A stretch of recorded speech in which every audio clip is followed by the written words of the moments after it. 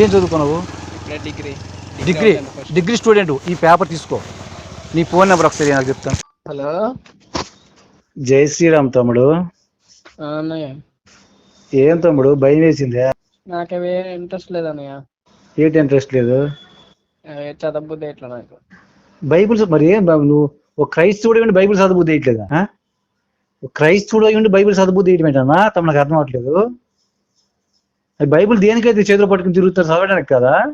ఏమైతే ఇప్పుడు చదవబుద్ధి ఏంటిది అంటావు? విచిత్రంగా మాట్లాడుతున్నావు, అందుకే అంటున్నాను నేను. విచిత్రంగా అనిపిస్తుంది నీతో మాట్లాడుతుంటే. అంటే యేసు ప్రభు చెప్పిన మాట కరెక్ట్, చాలా అక్షరాలు నిజం. ఏంటంటే నేను గొర్రెల కాపరని.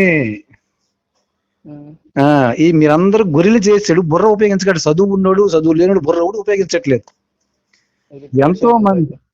ఎంతో మంది ఆ చదివి చదివి చదివి ఏంటి దరిద్రం అని చెప్పేసి వందల మంది వేల మంది ఆ దరిద్రాన్ని వదిలి బయటకు వస్తుంటే చదవబుద్ధి చదివితే నీకేం భయం పుట్టువస్తుందంటే నిజమేనేమో, వదిలేయలేమో, ఈ క్రిస్టియానిటీని వదిలేయలేమో అని భయం పుడుతుంది నీకు.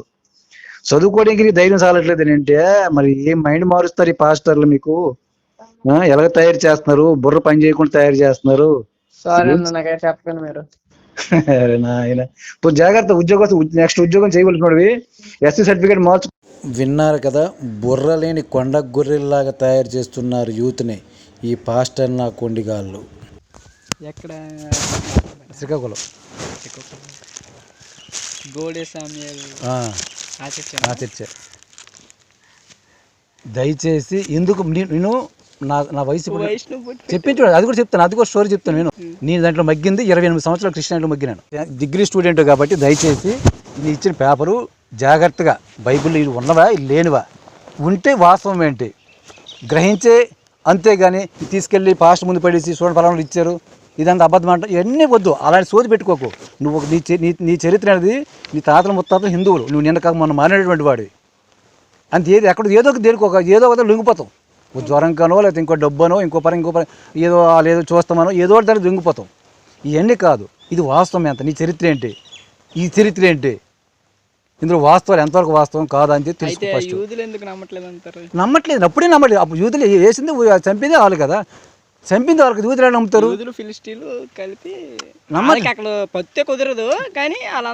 యూదులే నమ్మట్లేదు మనకి. ఇప్పుడు అలా చెప్పుకోవాలనుకుంటే యూదు దేశస్తులు హైదరాబాద్లో ఉన్నారు. యూత్ వాళ్ళతో మాట్లాడితే యేసు అనే పేరుతో 40 మంది ఉన్నారంట. 45 మంది యేసులు. ఈ దీంట్లో ఇంకో పేపర్ కూడా నీకు వాట్సాప్ పెడతాను. యేసు ఎలా చచ్చిపోయి చెప్పు ఒకసారి, నువ్వు ఇప్పుడు చెప్పలేపాను. యేసు సిలువుకు చచ్చిపోయాడు ఒక మాట ఉంటుంది. యేసు చెట్టుకేసి చంపబడిన ఉంది. మన కోసం రక్తం కార్చని చెప్పారు, కరెక్ట్ ఉంది. చెట్టుకేసి నీకు రిఫరెన్స్ పెడతాను, వాక్యంలో నీకు రిఫరెన్స్ పెడతాను, నాకు ఆధార్ రిఫరెన్స్ పెడతాను. లేదని నాకు రిఫరెన్స్ పెడతాను. నీ నెంబర్ వాట్సాప్ నెంబర్ అండి, అది నీకు రిఫరెన్స్ పెడతాను. అన్నా నాకు ఇదిగో నీ పేపర్ చదివానన్నా, నాకు ఇంకా డౌట్లు ఉన్నాయి, నాకు చెప్పాను అన్నాడు. నేను ఎవరికి చెప్తాను సమాధానం నీకు, నేను అర్థమవుతుందా? అంతేగాని గుడ్డిగా వెళ్ళక తమ్ముడు, గుడ్డిగా వెళ్ళొద్దు. నీ ధర్మం సామాన్యమైనది కాదు, నీకు చరిత్ర ఉంది. ఇది మనకు సంబంధం లేనిది, మన మతం మన దేశానికి మన ధర్మానికి కానీ ఎటువంటి సంబంధం లేనిది. ఒక పాస్టర్లు సంపాదన కోసమే వచ్చినప్పుడు మతం ఇది.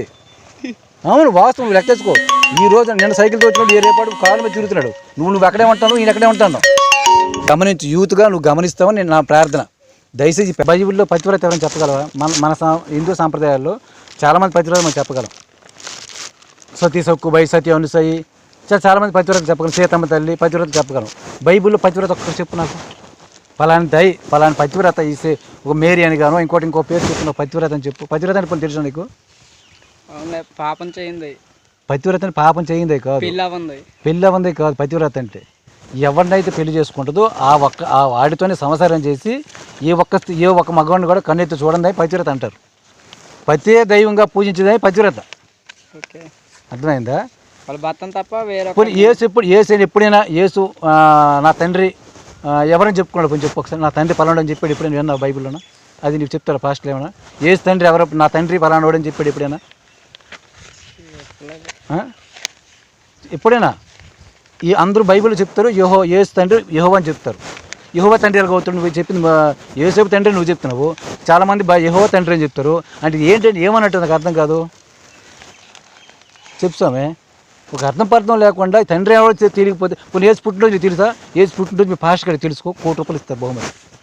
ఆ నెలలో అంటారు కానీ ఎవరికి ఏంటంటే ఇది అంతకన్నా ముందు కొన్ని లక్షల చరిత్ర ముందు పుట్టిన డేట్ ఆఫ్ బర్త్ మనం తీయగలం.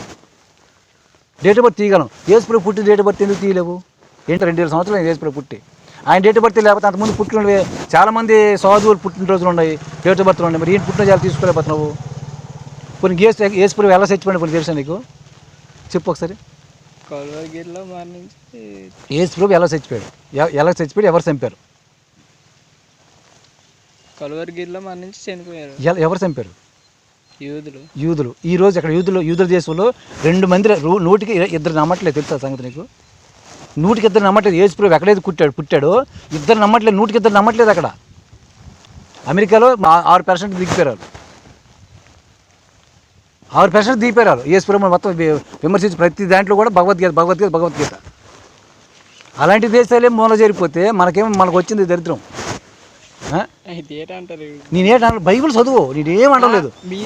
నేను విమర్శించట్లేదు. తెలుసుకో. యూత్లో ఉన్న ఏం చదువుకున్నావు నువ్వు?